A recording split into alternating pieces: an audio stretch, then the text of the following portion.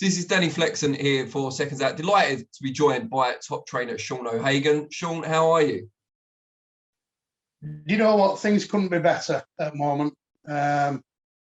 Preparing, I've got, we're bogged under with fights now, but that's how I like it, nice and busy, you know. Good stuff. And you've got, obviously, your son, Josh, big rematch against Kiko Martinez. How do you approach a fight like this? Because Josh beat him, I'm not going to say comfortably, but clearly when they fought before. But Martinez is on a real good run of form now. Does it mean you approach it a bit differently from the first fight?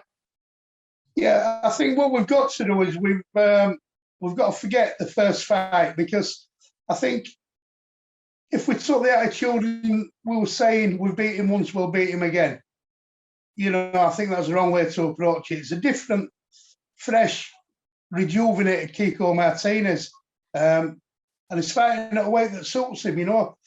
He's really, really good at feather. And like we say, you know, Kiko is absolutely fantastic. I mean, he's had always been in tough fights. 35 years old and he's IBF world champion again. So, you know, we've got to forget everything it passed. We've got to approach this for what it is. And that's going to be a very, very hard fight, you know. And does part of you kind of wish now that the Lara rematch had gone a bit longer, just so you got a, you know, it was a bit, Josh had a few more rounds in the bank going into such a big fight this time? Yeah, well, you know, I'm not a big believer in ring rust. I think I'm a big believer in preparation. The first Lara fight, we didn't have, I won't make any excuses, but there were a few factors that led to events for that first fight. Second time round, we prepared differently. The preparation and the training and the camp were a lot better. And I think just accepting to fight him again were really answered a lot of questions for Josh mentally. Went into that fight, there was no way that second fight that he'd allow himself to get beat, you know.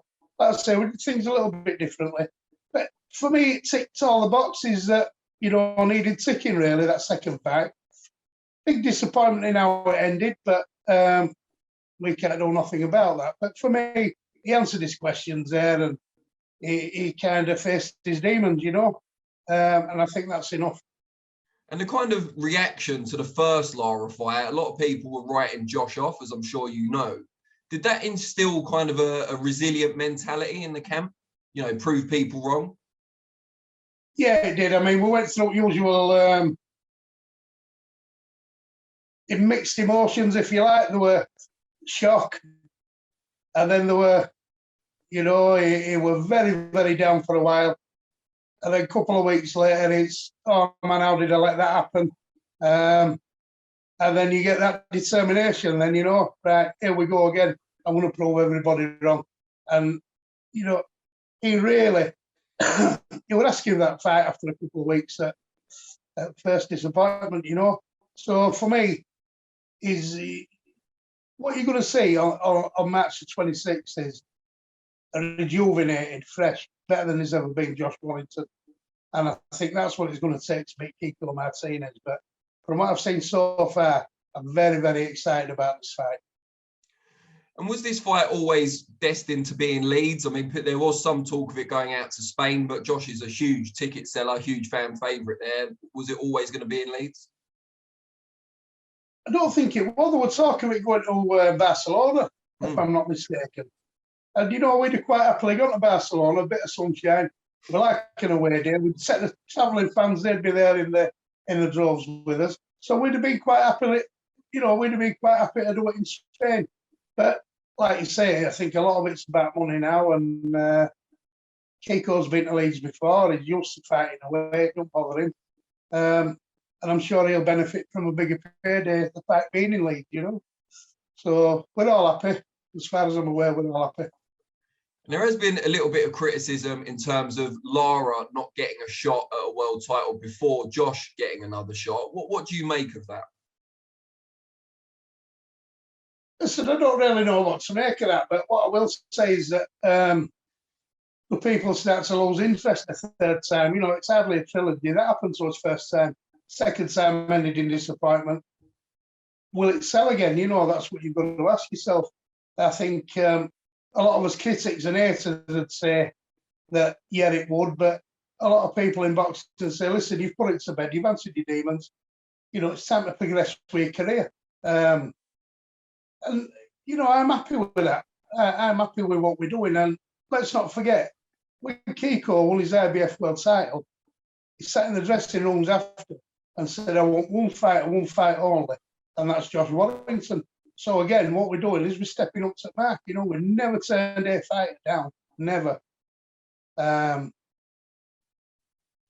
you know, again, Kiko's come forward, he said, the only fight I want is Josh Warrington. So what we're doing is we're giving him what he's asked for. And that's it. You know, he deserves a shot, does Josh? You know, why not? Why not? He's had a long, hard career. We've never turned anyone down. We haven't been fed a load of journeymen along the way like a lot of fighters have. So I think he does deserve it, yeah. Now, when Josh gave up his world title previously, he was talking about only having a few fights left in his career, wanted to make the most of them, understandably. Now he's kind of rejuvenated, looking great in the gym. Is that still the mindset that there's only 2 or 3 left, or could it just be ongoing now? I don't know. Do you know what we're going to do? I think we'll play it by ear, that, because I think that's all he can do. I mean, I've got another fighter as well now who'd actually retired, Maxi Hughes. And he's just about to step onto the big stage. He's won his IBO, he's won the British, he won WBC International since coming with us. Maxi now at 32. He's 32 today, actually, he's Maxi Hughes. And what he's doing now is talking. Yeah, happy birthday, Max. I forgot until just now. He's like a young kid that's just walked into a gym at the moment. He's Maxi Hughes, and he can't wait for you. Hopefully get a shot at the Devaneirs or the Camboses or Garcias or whoever, you know. And let me tell you, I think he's capable of mixing it with them. So, you know, you never know with Josh, like we say, is it 2 or 3 more fights? We don't know. We don't know, because we don't know what's coming after this one. And you know what? We've made that mistake of looking past fights before, haven't we? So we're not going to look past this one. We'll deal with job in hand, and we'll take it from there. Good stuff. Now, you mentioned Maxi there, obviously wanted to talk about him. What's been the key, in your view, to his kind of change in form? He didn't always have the rub of the green, if you like, in previous big fights, but since coming with you, he's been a different fighter, presumably. What's been the reasons for that? To be honest with you, I don't know. I'm saying I don't know. I think what we've done is Max has always had the skills there. All his attributes that he's got now, I think they've always been there. It was just a little case of kind of putting them all together, rolling the fence into defence, knowing when he can take a break, out to take a break.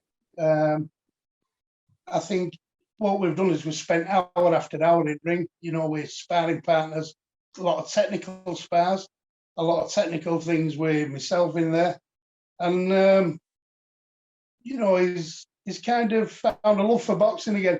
I think you can fall out with your job, can't you, sometimes? You know, we all have days where we think, I can't be arsed with this anymore. I want to do something different. I think with Maxi, he's kind of fell back in love with it again, you know. It's like being an old flame, isn't it?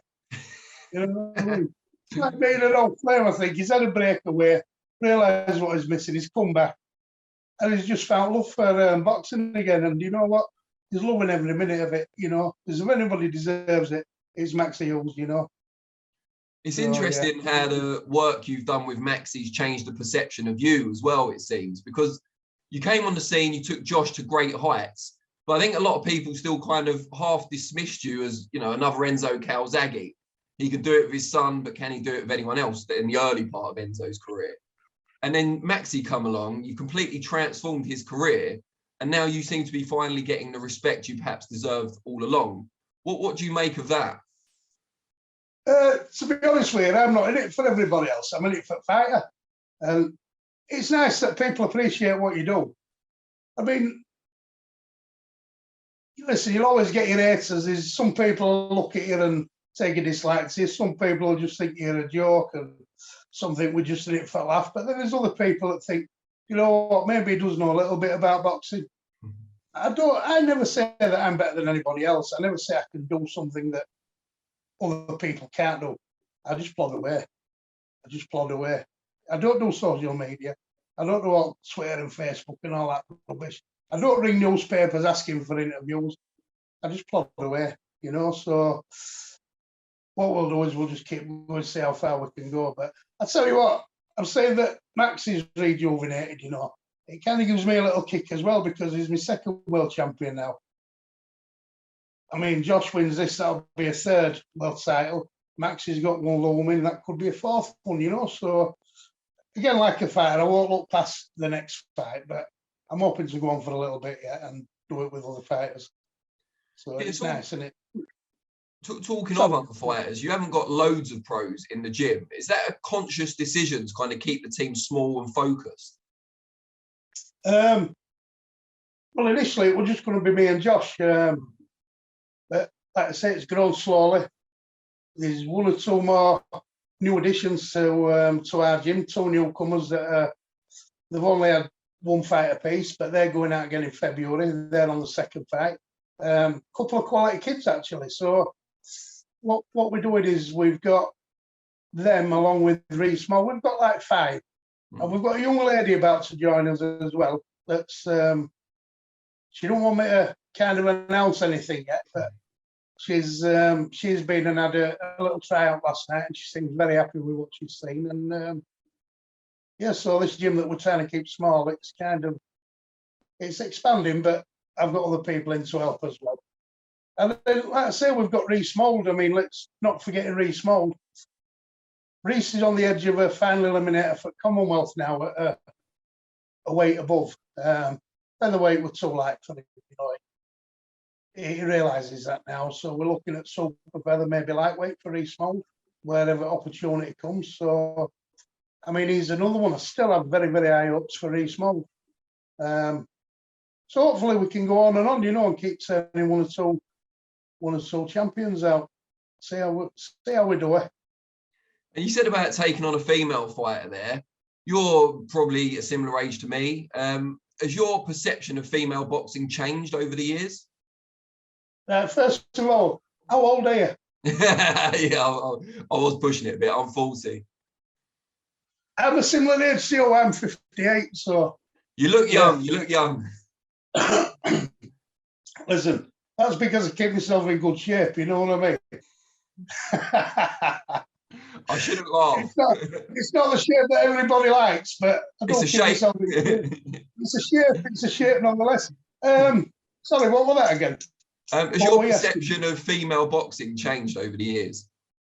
Oh, absolutely. It's got to do, hasn't it? I mean, everybody, we offer this old school macho sport, but how can you not change your perception of it when you get like Katie Taylor and, you know, your Savannah Marshalls and Chantel Camerons and, you know, the overseas fighters, you know, particularly at home, Terry Harper, you know, it's you can't, you've got to let that go now. Females are established in boxing now. You know, no longer do we get this tippy-tappy, pitter-patter boxing, you know. They can fight. And it's one of them where you've got to accept that, you know what I mean? It's not like, listen, I'm not going to say all that's going to get me bothered, but people turn out to see women fight, to see the females box, and they turn out in the droves. It's not like the football where really your hardcore football fans don't seem particularly interested in ladies. You go watch Leeds play on a Saturday and there'll be 37,000, 40,000 every game. When Leeds United ladies are playing, they don't get them numbers. No. With boxing now, well, that's changed. I mean, you get I'm not bothered about women's boxing. But now I look forward to it. And I keep my time free so I can watch it. You know, it's fantastic how it's coming on. So sorry. If you had to kind of sum up your training philosophy or your training method, how would you term it? What would you call it? If I had to term it, I'm not quite sure really. I think my training, keep it simple. Don't be too scientific. let's not remember, people get lost in this strength and conditioning, and you get all these boxing sciences. I mean, every time you'll go to a fight, Leeds Arena on 26th of March, they'll be stacked at rafters, 12,500, 13,000. Every single one of them's an expert. Every single one of them will have a different idea. Every single one of them's a trainer and a referee, and they'll all have an opinion. And what I say is, keep it simple. Keep it simple, because fights are won and lost on simple things. Fights are won and lost on somebody dropping the cover a little bit, stepping the wrong way, or falling for a little sucker punch where, you know, dropping a feint. I just say keep it simple, perform the basics well. That's it. Brilliant. Sean, really, really appreciate your time. I think this is the first time we've done a proper interview. I think we've done like a quick one before out in Leeds, but it's really great to speak to you at length. And yeah, I hope to see you on Fight Week as well. Fantastic. Look forward to it. Cheers, Sean. Take care, mate. Speak soon. Cheers, Danny. Thanks. Bye.